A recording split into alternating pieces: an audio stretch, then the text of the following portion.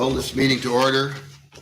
This is a public hearing for this purpose as stated in the notice, and I will read most of it. Eric P. Jones, West 4774, Overlook Drive, Elkhorn, Wisconsin 53121, has applied for a special permit granting limited operations of a seaplane on the waters of Beulah.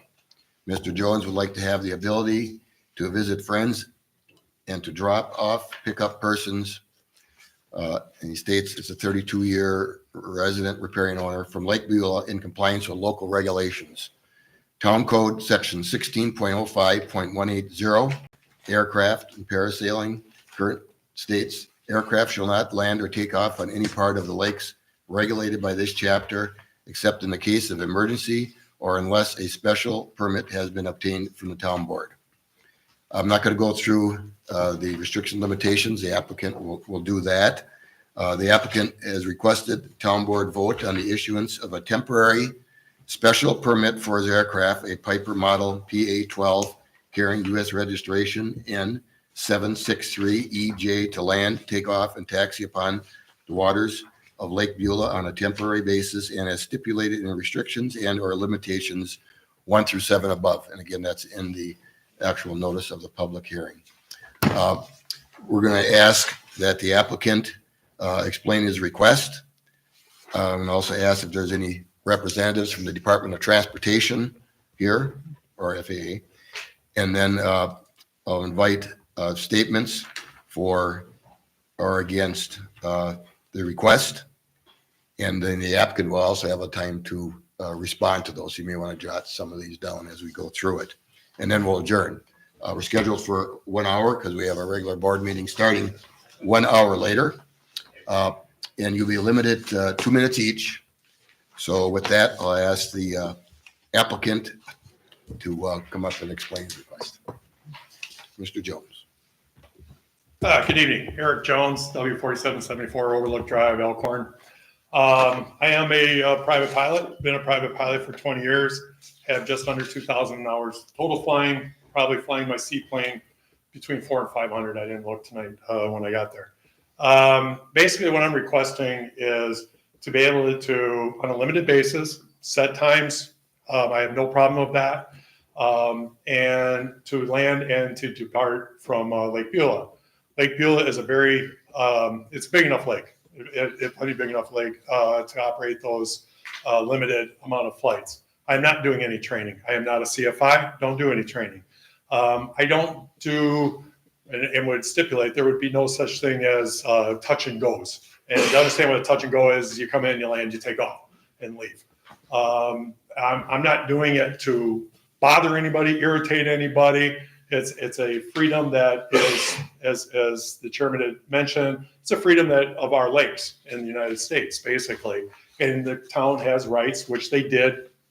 We don't know when. I don't think that ever got established when, but it's been a long time that they've restricted it. I land all the time at Lake Como. I land down in the Fox Lake, and I got to tell you, and on the Rock River. And if you think that Lake Beulah might be busy, those are busy. We don't do it as a reckless hobby. We have our lives. You know, I'm 61. I gotta say 61. That makes me choke. I'm 61 years old, and I still have a lot more life to live.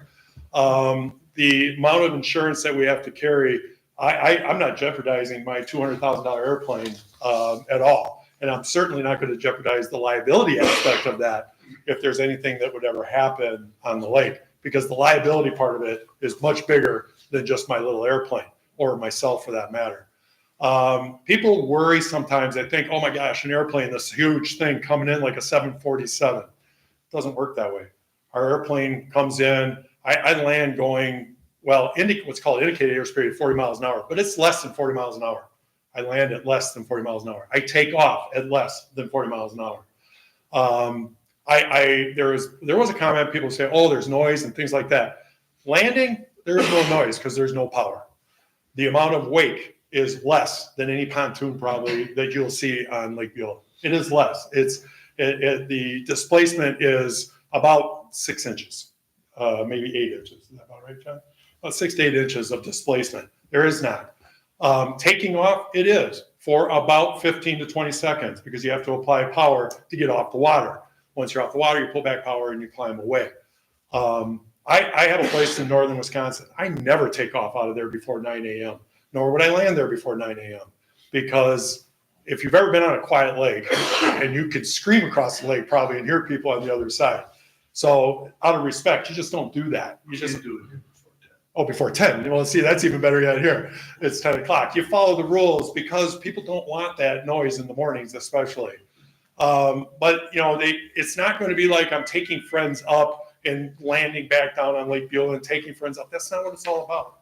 It's coming in, seeing my friends, maybe picking up one and leaving.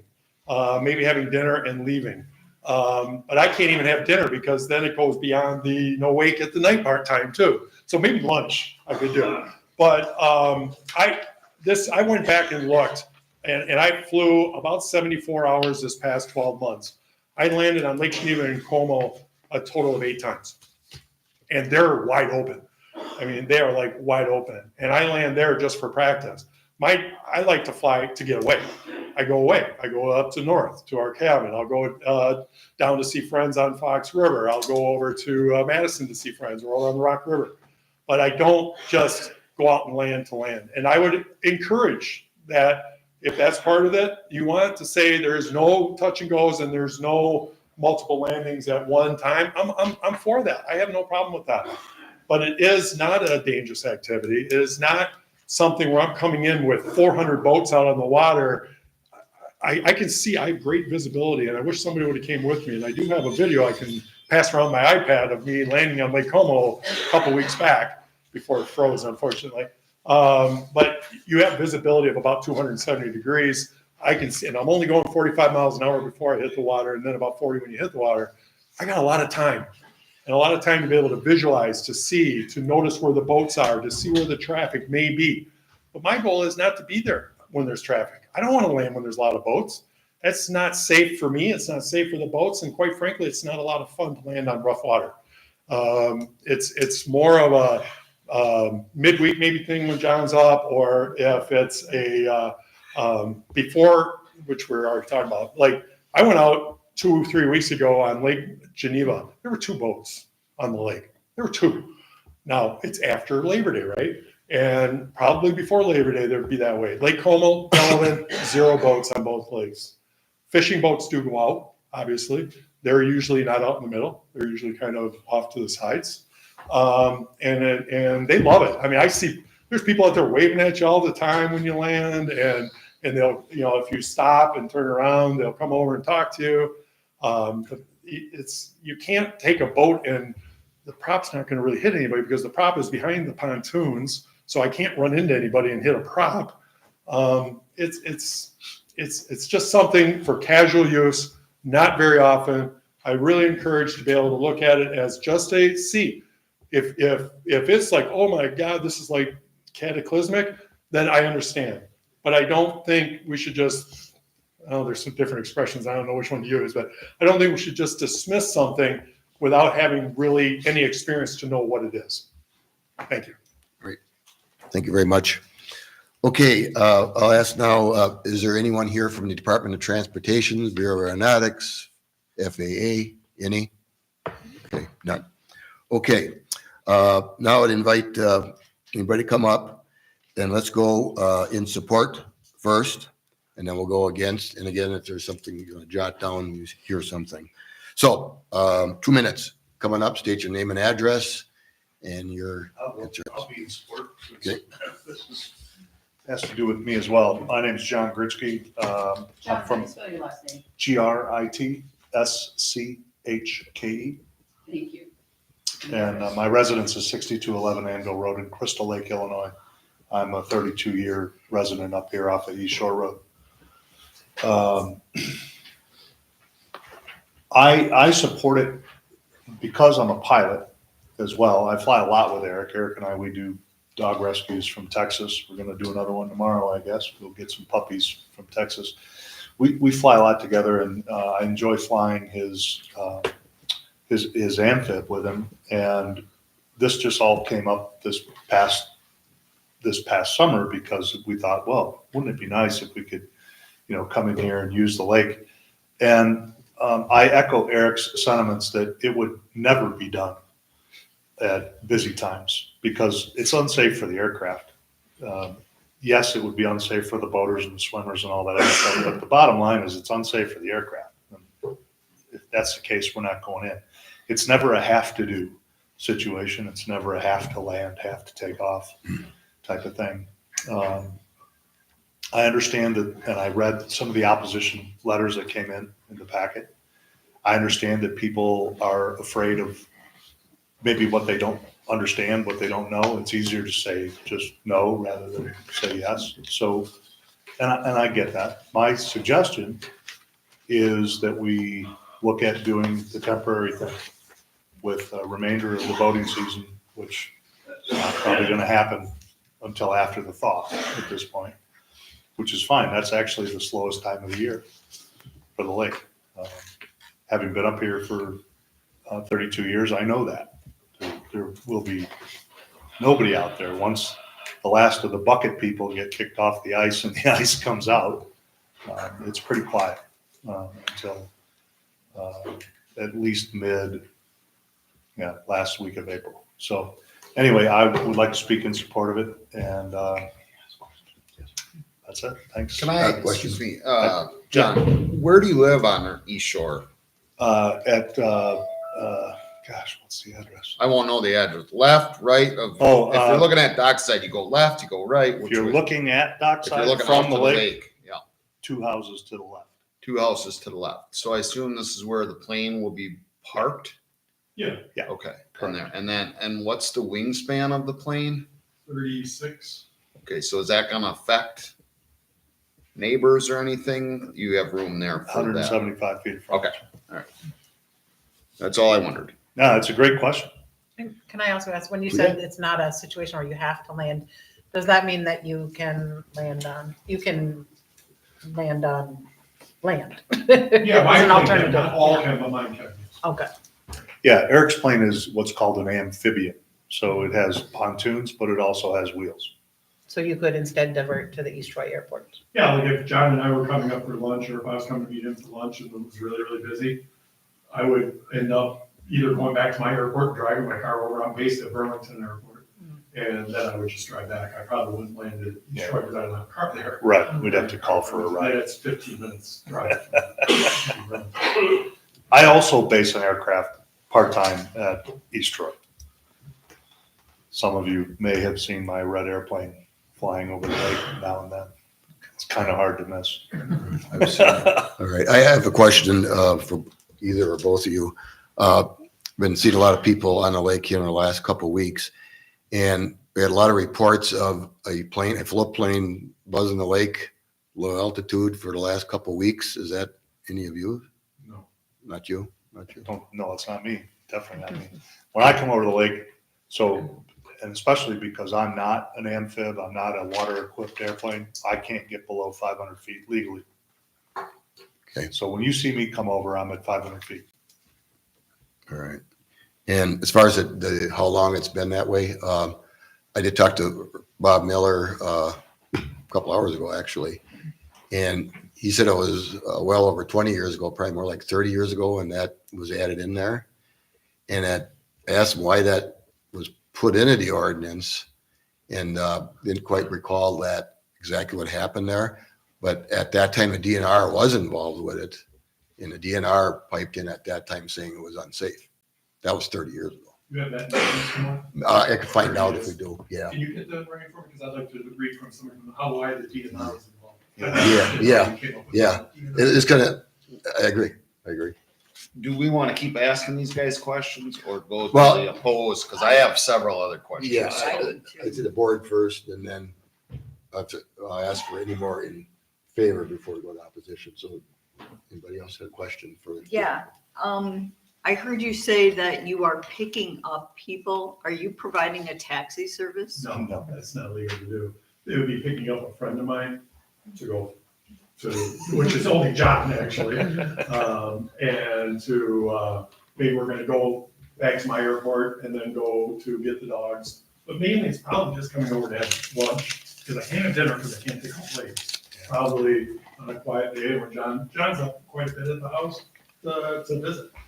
Yeah, the whole thing, Barb, was it's just a social idea. It's not meant to be like an attraction to get a lot of people, oh, hey, let's, drop you off and take you up, then drop you off and take you up. We're not into that at all. I can tell you that. We don't want to be. That's why I recommended saying if you wanted restrictions that there could only be like one thing off one lane a day kind of thing, that's not a problem. And an air taxi requires special licensing, which neither of us have. And it requires special paperwork from the FAA to be an air taxi operator in addition. I understand them, but I also don't know how anything would be verified. I mean, I don't necessarily know that you have nobody in the plane, you have 5 people in the plane. Well, there's only seats 2. Okay. So, well, I guess technically it seats 3, but not when I'm one of the 2. All right. Well, I have a few questions, but This is for the applicants. yeah. So where would your main area be for takeoff and landing on Lake Beulah? Like,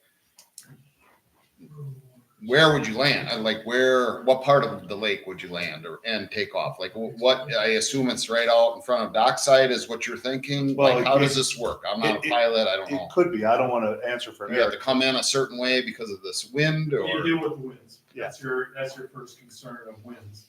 But and width, length, I should say, length. Yeah. You don't, if the wind is blowing a certain direction hard, you don't land if there's not enough room to land. So it's mainly gonna be in the main, I don't know the names of the parts of the lake, so John can help me on that.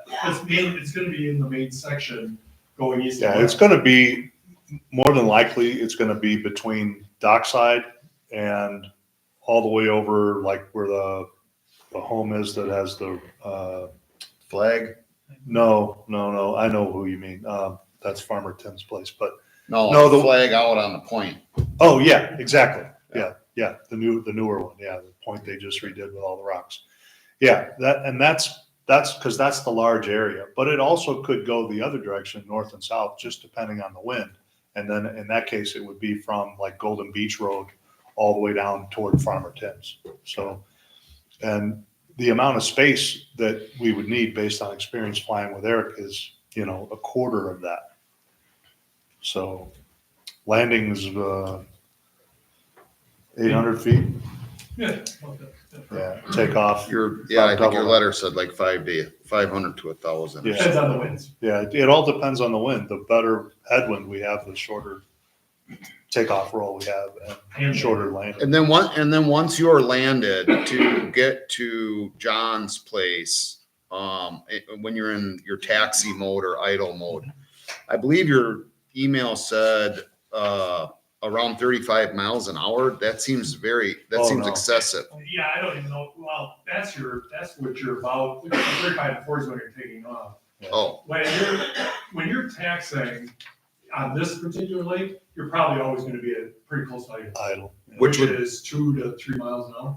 Just like idling a pontoon. oh, Yeah. okay. Yeah. All right, Yeah, because because this what is I read in the like- email that maybe I misread that, but Or I okay. just typed it, but no, that's what speed So- you're gonna be at before you're gonna take. So then the other thing is I watched some videos today and it seems like when these planes, when you fire them up, you're moving. Is that correct? Like there's no way to They don't have hold brakes in the water. position or, so like It's very much- when that prop is going, so you spin this thing around, you're in it and when you fire it up and you're going? Depends on different locations. Like up at our cottage, I'll turn the plane around so it snows out into the water, and then I start and then I go. Some places have a dock where I can actually start it and keep myself right at the dock with just like a boat, basically with a rope. Okay. Or I have a friend, John, might be, if I dropped him off and I was at a dock, he would hang on to the strut of the airplane until it moves. Okay.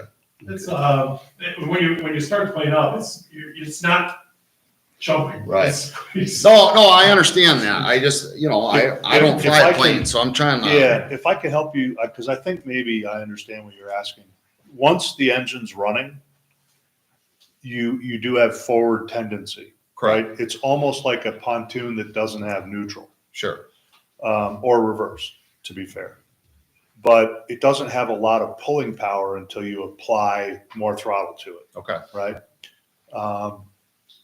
Because no propeller in the water, the propeller's in the air, it's really easy to hold it back until power is applied and it overpowers that force that's holding it back.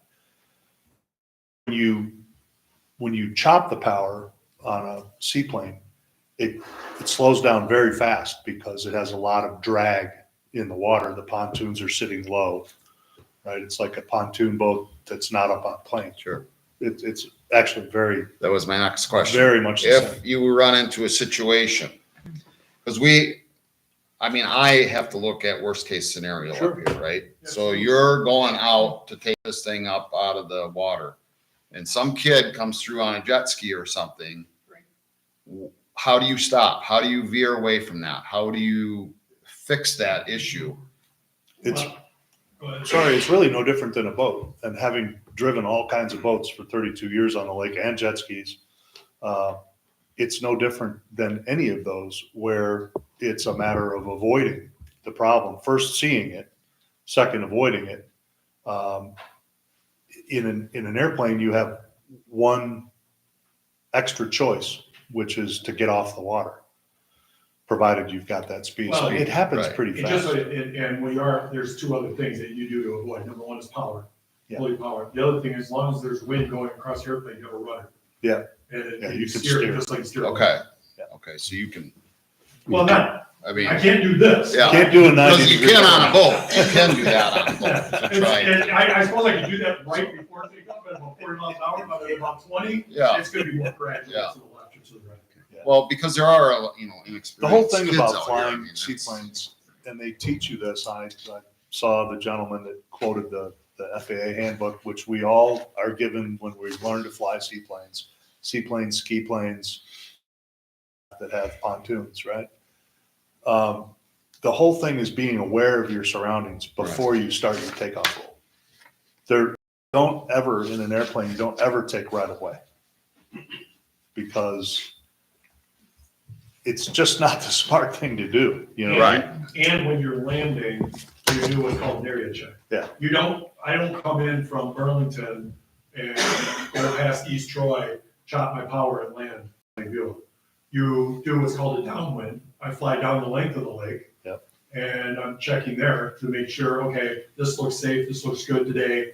And by the way, when you're 500 to 600 feet off, people on the lake, Yeah, they don't. they'll see you. And then you come back around. I mean, you're up there probably for 2 to 3 minutes before you would make your initial approach. Yeah, we're always required to do a survey of the landing area. It's not always for people or boats. A lot of times, like up north, it's for logs, deadheads, things Sure. like Yeah, that. you're trying to make We sure. have to be able to see. An unfamiliar lake, you want to see. Yeah. Okay. All right, we're gonna move on here, because there will be more questions. Sure. So anyone else to speak in favor, Thank you. you bet, of this permit request? John, Stowe? Mark 31 Stringers Bridge Road, John Stos. I'd like to speak in favor of the landing the seaplanes on the lake. I've been in the area for quite a while, and I pay attention to what happens on this lake. I pay attention to what happens on the neighboring lakes, Lake Geneva, Como, things like that. And I really haven't heard of any airplane boat collisions on the lakes in our area here. So I don't think we'd be setting a precedent if we allowed Mr. Jones to land his plane here on and off on occasion. I think that when you're a pilot, you have a lot of money invested in your training, you have a lot of money invested in your equipment. And in order for you to maintain your equipment and maintain your life, you're going to be on your A game at all times, because pilots don't get too many chances to make the do-over. Generally, if you go out on a plane, you're going to get wrapped up or busted up pretty good. So I think with the Public Water Trust Act, that affords people access to inland bodies of water, and Mr. Jones's use of this inland body of water is no different than getting your fishermen or your pontoon people out there and enjoying the lake too. So I'm in support of it. Thank you, John. All right, anyone else wish to speak in favor? Carolyn?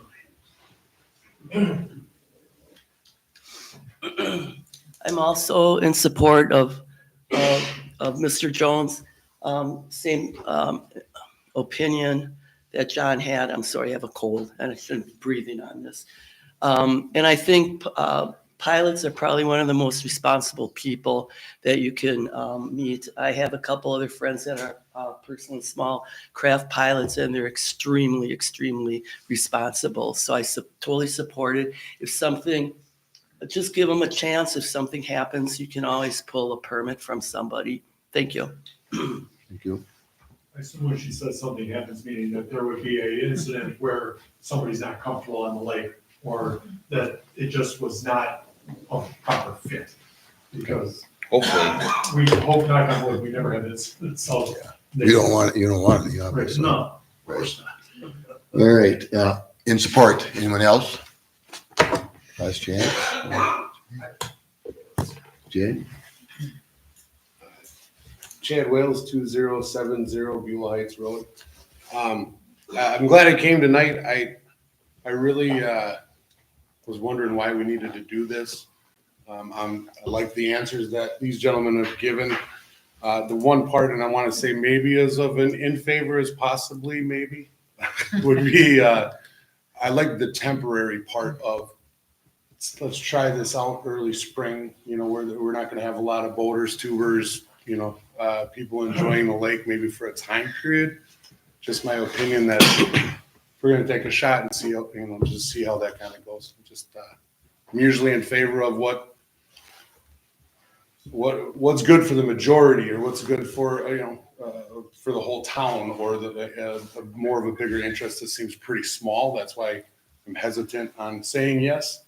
I don't think we have a lot of seaplane captains here in the community. That's my only reservation on the whole thing is it's not a big ticket item. So I mean, to having an ordinance, there must have been a reason back in time when it was made, and maybe at a temporary or trial basis when the lake is definitely not busy with summer activities, maybe. But that's why I want to go in favor. Okay, thank you, Chad. All right, anyone else in favor? All right, in opposition, please come up, state your name, address, 2 minutes. My wife says, get up here. I can't say that I'm in favor or in opposition at this point. My name is George Grubus, and 9351 Beulah Park Road. I'm jealous of Eric. I wish I know a little bit about flying, and I wish I had a seaplane. I wish I could do what he does. There was a reason 30 years ago, or 40 or 50, or maybe never, a seaplane was allowed on this lake. And now we're going to break that precedent. And this is a very crowded lake. And I understand, and my question really is to the board, is this a temporary permit, a one-time exception, and nobody else is going to be able to use this lake as a seaport? That's the request from one applicant. So what will, when his friends decide that they'd like to also come, and what's going to happen then? Will they go through the same process, and pretty soon we'll have 6 or 8 or a dozen? That would be the precedent, yes. Yeah, big precedent. Okay. Eric, on your takeoff run, by the way, my qualifications, I'm an Air Force pilot. I retired after 27 years. Thank you. I'm a retired airline pilot. I've flown corporate jets for 20 years. I have a smaller plane of my own, and I've gone to the University of Southern California Accident Investigation and Institute of Accident Investigation and Management. Anyhow, so I know a little bit about airplanes, but I know nothing about seaplanes except that I really like them, and I wish I had one. But the question is, there's a time during takeoff when you apply power, that's when the noise comes in, and you have the stick or the yoke all the way back because you want to get your sponsons up out of the water and get on what they call a step. So at that 30 or 40 miles an hour, you get on this step and you stay there for 15 seconds, 20 seconds, whatever it takes to get the airspeed in order to climb. Because of the drag in pontoons, it's a lot slower climbing aircraft than other airplanes. It's got a lot of drag. The pontoons give a lot of air drag. So my question is, how long is it when you have no safe forward visibility and you're going down the runway? And by the way, the whole lake is now a runway. There's an innumerable amount of runways. It depends on the winds. The winds here are from the south, southwest, west, northwest, west, or north. That's where the winds are always. Very seldom from the east at all. Okay. So there's a period of time there when you can't have any forward visibility. There's no forward visibility. All right, I have to stop you just 1 second. You got 2 minutes for presentation. You're now asking a question. Are you asking a question? Yes, Okay, I'll ask. ask a question. So how long is it that you don't have good forward visibility on the pontoon airplane, on yours? On my particular airplane, I actually do have forward visibility Yeah. on mine, even before I get up on step. To get up on step takes approximately probably right around 100 feet before I'm up on step. I have a pretty powerful airplane. Yeah. That I can get that up on step. Yeah. And once I'm on step, I have the same, I'm like this. I have full visibility left and right. Yeah. Until I'm up water and I understand what you're talking about with drag, but my plane will climb between 800 and 1,200 feet a minute. Off the Yeah, water. that's pretty good. And because with other aircraft, it all depends on how high you sit from the pontoons. Right. Some aircraft are called hull aircraft, and there's no visibility when you take off because you're in a boat. It's much different. So, yeah, but so the only other thing is, if there should be a problem, if there's an accident or an incident, I guarantee the FAA is going to be involved if it's an incident. If it's an accident, it's going to be the NTSB. If it's major bodily damage, major injury, or death, and if the airplane sinks, the DNR, the EPA, and the FAA are going to be interested in the 100 low lead gasoline that's the 40 to 60 gallons or whatever it is that's leaking in the lake. So that's the problems we have. All right, And thank that's you. my 2 minutes. Time's up. Yeah, that's all I was doing. Well, we had quite a long question and answer to start out with, so. Okay, anyone else in opposition, please come up. My name's Don Franzine. I live on South Shore Drive, 1530 South Shore Drive. I've flown out of East Troy International Airport about 10 times, landed about 10 times this past summer. I fly with a friend of mine. However, I don't live on the end of a runway, and I don't want to live on the end of a runway. And I'm opposed to it because I just don't want the air traffic right over my house. And I just don't think it's a good idea, because what's your rate of climb 1,200 feet a minute? What at the end of your run, how long does it take you to get to 1,000 feet or 500 feet? I guess is what you can fly around. Well, to get to 500 feet would, by the time I'm off the water, it's 30 seconds. 20 seconds. Yeah. It's more than less than 30 seconds to my house at 40 miles an hour. Right? Well, once you're off the water, you're going faster than 40 miles an hour too. What kind of airplane is it? It's called a PH-12. Piper? Piper, high wing Piper. How many, 4 passengers? No, but it's really it's a 2-passenger. They call it a 3-passenger if you have 2 kids in the back seat. Yeah. Okay. Anyway, I'm opposed to it. Okay, thank you, Don. Thanks. All right, come on up.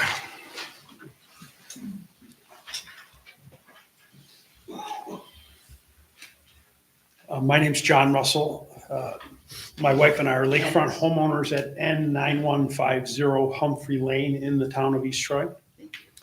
My wife and I and our 3 adult children and our grandchildren are all boaters and avid water sport enthusiasts. Lake Beulah is not a lightly trafficked lake in the north woods of Wisconsin, nor a remote fishing lake in central Canada. Lake Beulah is an all-sports lake, and with its proximity to Chicago and Milwaukee, is very active in the spring, summer, and the fall. I do not see this proposal as benefiting the lakefront homeowners or the common good. I see it as a public nuisance, a safety risk, a negative impact to property values, and an overall detraction from the quality of the lake environment by a petitioner that is neither a lakefront homeowner or even a resident of the town of East Troy. I implore the members of the town board to not approve this proposal. Thank you, John. All right, next. Pat Bergen, I believe 1950 Pastime Lane, Chair, Lake Beulah Management District. I don't want to repeat anything that anyone else has said. I agree with the people who are against floatplanes landing on our lake. The primary concern I have is with respect to what if the incident happens. We had a lot of things mentioned about who would be involved in investigating that type of incident. I'm much more concerned about the people who are going to be responding to that type of incident. I don't mean to impugn the quality of our safety services, but I don't think East Troy Safety Services are going to have the equipment to safely handle a rescue of a plane on the lake. It's just, that's not a resource a small town has. I doubt that's a resource any small town has. I know that we have an airport close by. I think that I would respectfully suggest that they call a cab from the airport and go to their friend's house for lunch. It seems like a lot safer environment for all of our safety services. Thank you.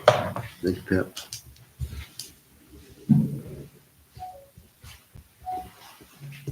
Next to speak, please come up.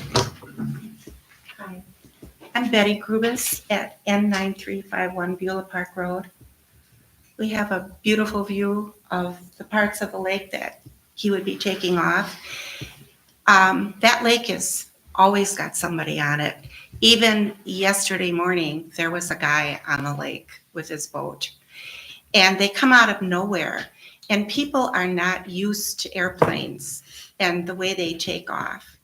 And I feel like this is Murphy's Law. What will go wrong will go wrong. And also, I feel that this is opening up Pandora's box.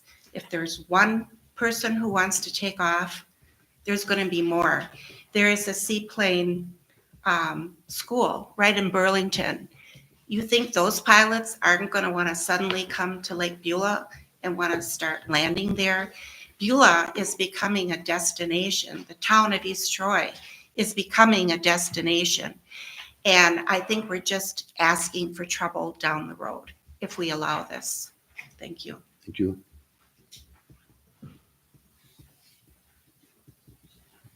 All right, next. Please come up.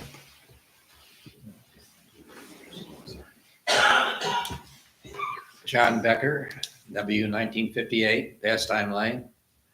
To me, this has been a very tranquil lake, and the ordinance has been in effect for quite a while now, very successful, and the people like it that way. And I don't think it's wise to change something that's worked so well for so long. The other thing is any kind of plane like this is pretty noisy taking off unless you have noise suppression on the engine. And I don't think you have noise suppression, do you? No. I didn't think so. Well, So you have muffler. There's muffler on it. Yeah, there's mufflers on it. It's fairly open exhaust though, isn't it? It's muffled, but.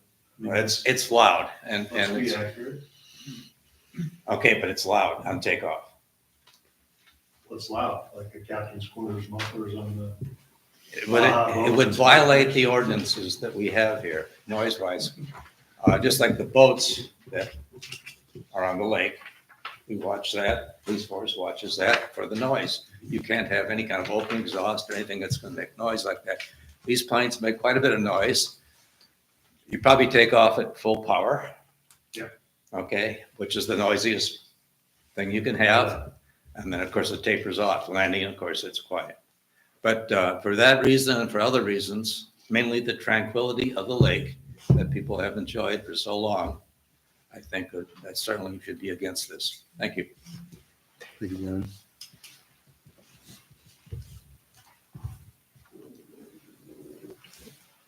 Next, anyone else want to speak in opposition? Mr. Kreinbrink? Glenn Prybrick, N93, 29 Beulah Park Road. If you should change this ordinance and allow this, it's not only going to be Eric's plane that's going to be coming and land on the lake, because it'll be open to anybody who wants to land on the lake. I don't think that is a good thing for Lake Beulah. Second thing, I heard you talk about coming up to the pier. If I'm not mistaken, there is an ordinance that you cannot bring a amphibian up to a pier because of the open drop. Am I wrong there? No. I'm wrong? You're wrong. There's no requirement about that. Oh, so if you have people standing on the pier and you drive up there with your plane, We're not aware of any ordinance. I must be misinformed. It's a, Thank you, Glenn.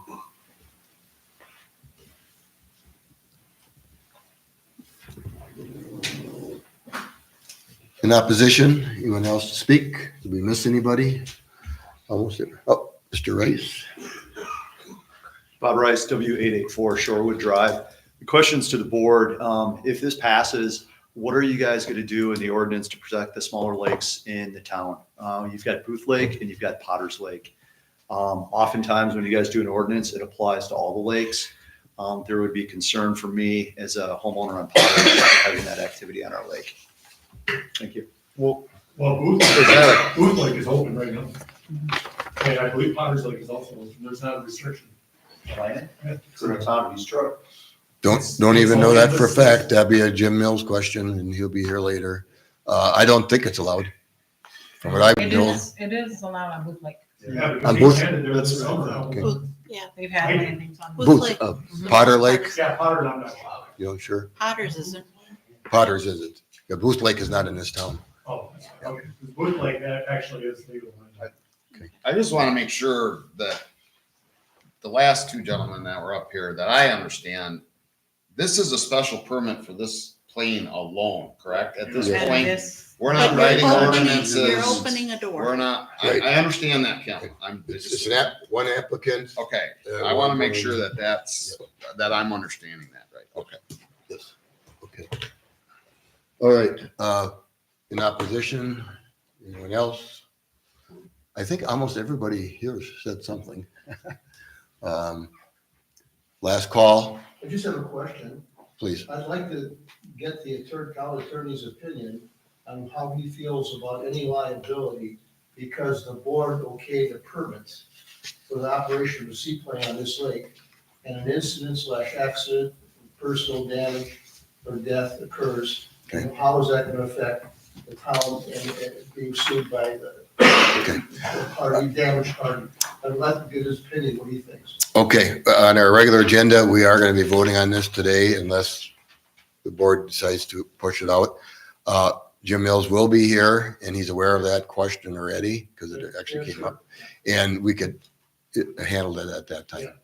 So, okay. All right, please. My name's Carrie Francine, W1530 South Shore Drive. To the question that Joe was proposing at the beginning of the meeting, why was this taken away from being on Beulah? I remember as a child growing up on Beulah, and we did see seaplanes landing. I think there was a designated area. There is a person that was flying that airplane. His name was Glenn Landry. He lived on Upper Lake. He was my father's good friend, and my father used to fly with him. I do, and I believe have contact with his daughter who lives in Florida and could get you her name, and she probably could answer your questions. I would like to suggest that maybe tonight would be a good idea to not take that vote until we have gathered more information, because I believe we need the answer to that. Okay. All right, thank you. Thank you.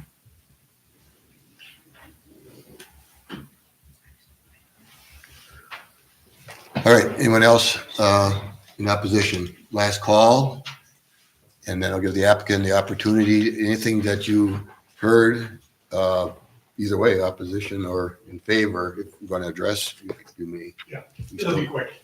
Just a couple things I wanted to touch base on that, and you had already brought it up. We're not setting a precedent for opening this lake up to the wild. This is just for me. The seaplane pilots are very adamant about checking almost religiously where we can and cannot land. Wisconsin has about 10,000 lakes. There's about 30 that are restricted, mainly because of size. It's not because of quote unquote dangers. So when we go, you're not just because I'm going to have a permit potentially to land here. It's still, the ordinance is still there. It still shows up on the Seaplane Pilots Association directory that this lake is closed. And I can guarantee you nobody's going to jeopardize their pilot certificate to say, oh, let's go land on Lake Beulah. There is a thing called ADSB. And if you ever see an airplane on the water, you can look it up very like instantaneously to know who it is. I can't hide anymore.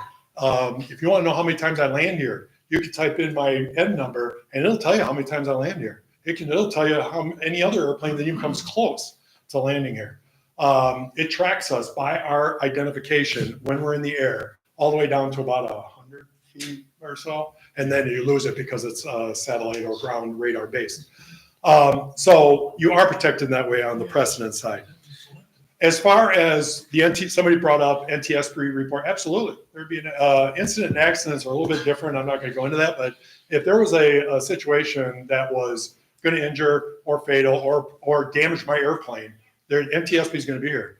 But when you talk about fuel spills and things like that, I carry probably a lot less fuel than probably 50 boats that are on this lake.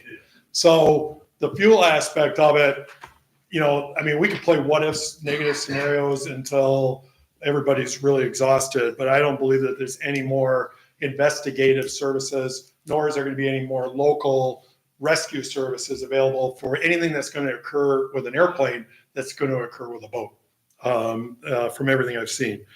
Like, the amount of time that I'm going to be making noise is, like I was saying, is under 30 seconds. And you compare that to a guy out onto his Baja pulling skiers for an hour in front of your house.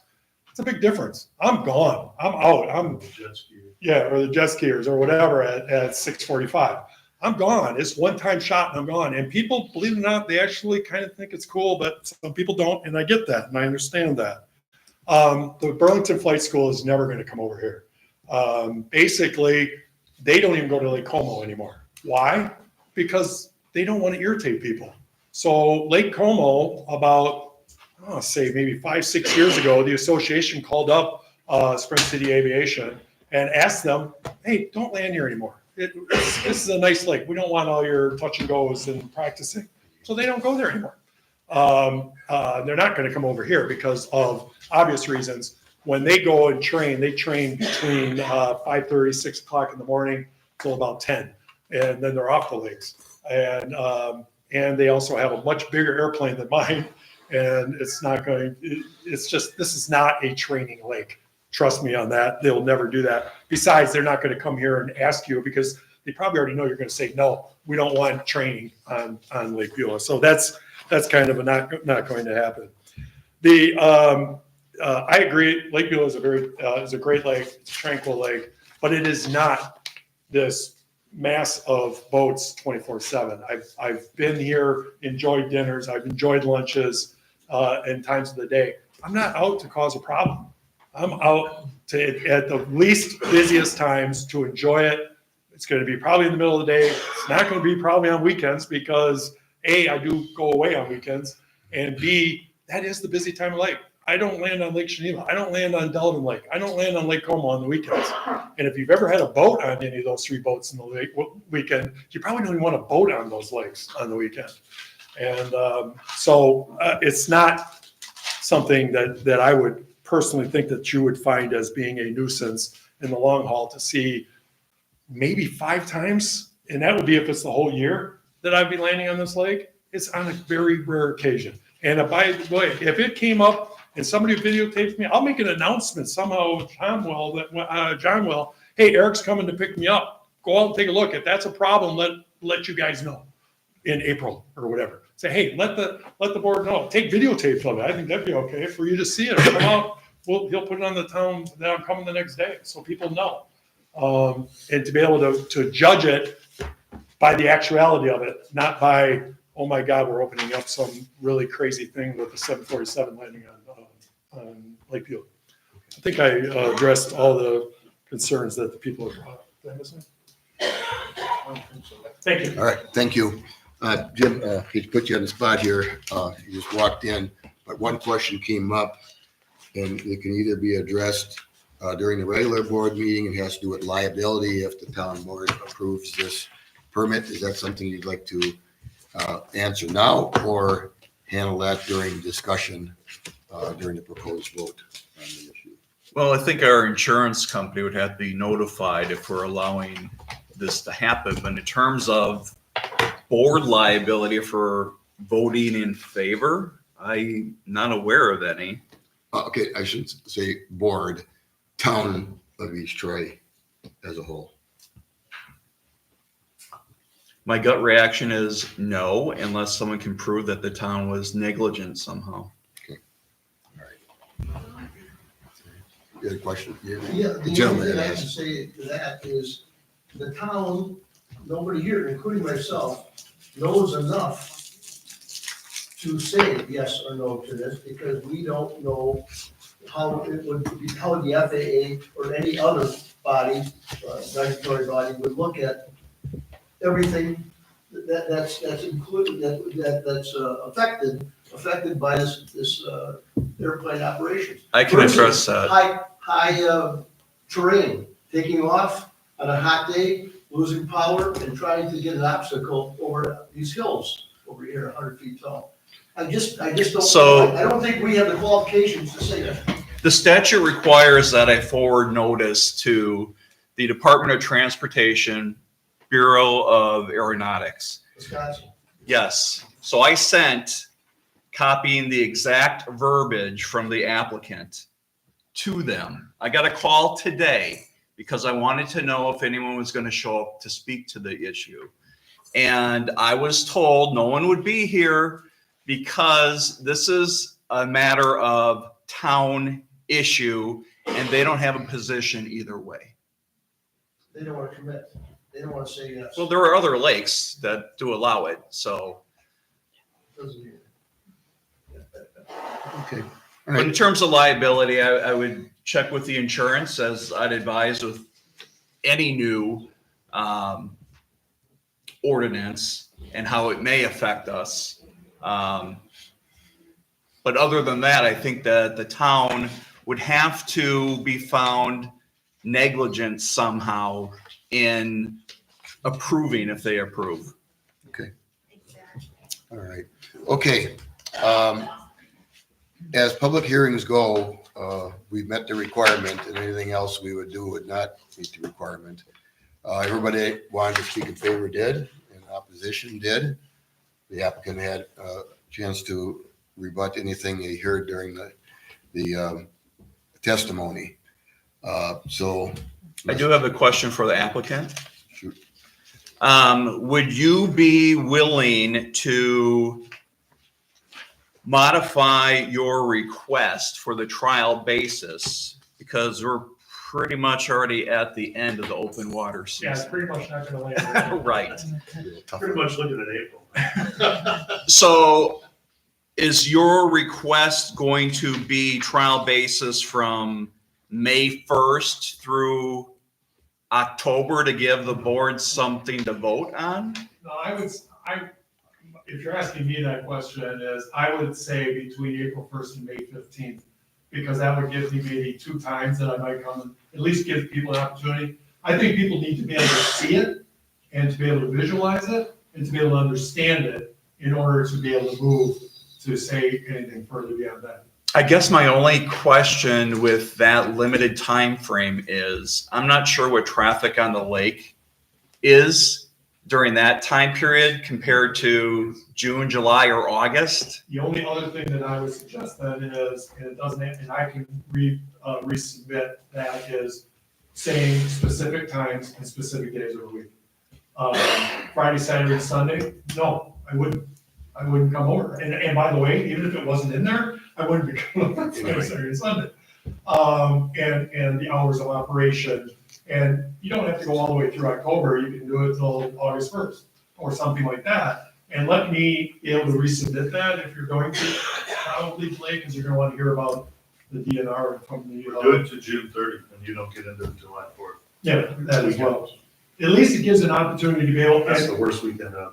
And it gives people to see that, wow, and to make a report and to allow me to show, submit a video to the council of my landing, which you can do pretty easy. Or have people, I told in the meeting, I don't know if you're there, Jim, was have people have an announcement when I'm coming, so if they're concerned about it, they can see it. We're not talking about every day, we're talking, it could even be once every 2 weeks, I'd be shocked. Because I don't even do that at Lake Geneva, Delaware, and Columbia. And if I can ask another question, I believe in something I read that you submitted, you had indicated about the speed. And taxiing speed would be at like 35 miles per hour? We did talk about that. That Okay. hasn't been my done that. The taxiing speed is about 2 to 3 miles an hour. Okay, I was wanting clarification on It's that. zero power. You put your rudders down, you steer with the rudders, just like you do in a boat. I gotta read, he brought it up too, and I gotta reread that, because I haven't seen this something. The 35 miles an hour is when that's within 5 miles of takeoff. Because you didn't say anything about step taxis, No, I don't. So there's such a thing called a step taxi, which is used when you have a long distance to go to get to a desired area on the lake, so that you're not putting there the whole way. When you get up on the step, like the gentleman was talking about getting up on the step. But you're not gonna I'm not Well, step we wouldn't taxiing step at taxi 35. on this list. A, you wouldn't It's too step small. taxi on this lake, and B, my plane doesn't step taxi at 35. Step taxi is about 20. I just want to mention that in case anybody does research and they go, oh, what about this step taxi? Yeah, step taxi would not be. All right. We can't have any more testimony, but there is question. So is discussion to the applicant? I've lived on the lake a long time. You don't seem to be that familiar with our lake. And the minute the ice leaves the lake, which is earlier and earlier, maybe due to global warming. We don't even get ice. But there's somebody out there water skiing on a wetsuit. And we have a lot of coves. We're not a big open lake like Geneva or Como. And these boats zip out of these little coves really fast, and they're usually kids, and they're not looking. I have kids, and I have grandkids. And I'm just saying, it's an accident waiting to happen. Thank you. Do you want to? Well, my only answer is, I don't see where this could be, or that accident waiting to happen could be different than a jet ski or a boat on the lake. And it has happened. Like We the had 3 deaths kids that 2 were years killed. ago because they collided. And this year, there were 3 jet ski killed down on Fox Lake. Then why add to it? Okay, all right. I did find, it was your correspondence dated August 5th, and it just reads, takeoff and landing speed of the aircraft in question is approximately 52 miles per hour. Water taxi operations after landing and before takeoff are typically, you said, between 35 and slow no wake. So, Yeah, that's from the point of landing till you're down. Okay. Okay, I think we got everything out, and we have another meeting to start here, so I look for a motion to adjourn this Motion to public adjourn the public hearing. All right, we have a second. Yes, I'll second. Michelle, second. Any discussion? Hearing none, all in favor, say aye. Aye. Opposed? None. Motion carries. Thank you very much. Very detailed. Very detailed.